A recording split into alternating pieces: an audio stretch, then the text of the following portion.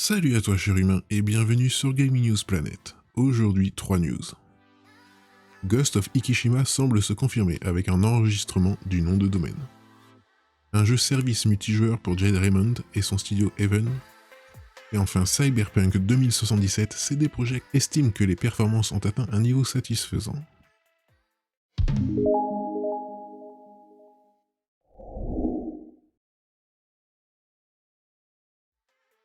On se retrouve sur Jeux Vidéo France. Alors qu'une rumeur la semaine dernière faisait état de l'arrivée possible d'un standalone pour l'une des exclusivités PS4 les plus appréciées par les joueurs, Ghost of Tsushima, du mouvement a été aperçu au niveau des noms de domaine. Selon le site who.is, qui répertorie l'ensemble des noms de domaine, ghostofikishima.com a été enregistré il y a maintenant 2 jours, soit le 26 juin 2021.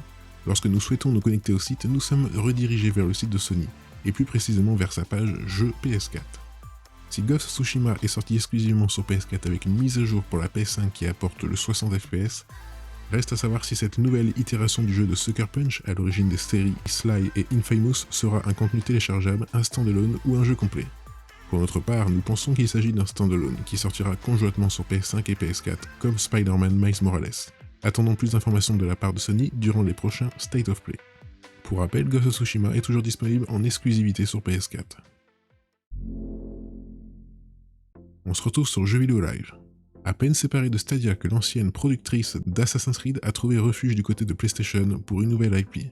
A priori, le jeu aura une composante multi. Fini Stadia pour Jade Raymond, l'ex-Ubisoft qui s'est fait connaître pour Assassin's Creed est les mains dans la main avec Sony Interactive Entertainment pour une nouvelle IP PS5 exclusive, avec Haven Entertainment Studio, une structure financée par PlayStation. Nous ne savions rien de plus jusqu'à la publication d'offres d'emploi qui pointent vers un jeu service. Game as a Service, multijoueur. En effet, dans les postes recherchés Senior Core Infrastructure Engineer, Online Software Engineer et Senior Software Engineer, les candidats devront avoir une expertise en réseau, en multi et dans les jeux à service, ainsi que dans les plateformes cloud. Ce passage lors de l'officialisation du partenariat était peut-être déjà un indice. Nous voulons créer des mondes dans lesquels les joueurs pourront s'évader, s'exprimer et trouver une communauté. Bien entendu, ça ne signifie pas que le constructeur va renier son ADN, les jeux solo à succès, mais on observe tout de même un nouveau pattern qui ouvre davantage les portes multijoueurs que par le passé, que ce soit par rapport à la PS3 ou à la PS4.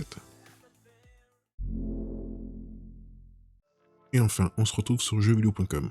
Attente stratosphérique, déception, perte de confiance, crash boursier, retrait du PlayStation Store, piratage de données, travail acharné, patch successifs.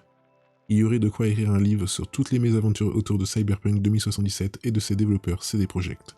Mais le studio semble voir le bout du tunnel. Le titre aurait finalement atteint des performances satisfaisantes. Il aura fallu 6 mois pour que Cyberpunk 2077 fasse son retour sur le PlayStation Store. Bien que Sony n'en encourage pas l'achat pour autant, en tout cas sur les PS4 de 2013, 6 mois durant lesquels CD Projekt a fourni un travail colossal pour tenter de réparer son jeu à travers de nombreux patchs, dont 2 majeurs. Le tout aurait abouti à un résultat satisfaisant selon le PDG du studio polonais, Adam Kiciński, lors d'une conférence donnée à l'occasion de la journée de l'innovation.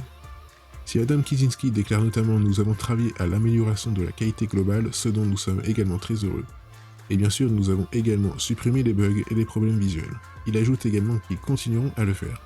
Les équipes devraient donc à présent se concentrer sur l'amélioration d'autres éléments du jeu, et notamment sur le fameux patch next-gen très attendu et prévu d'ici fin 2021.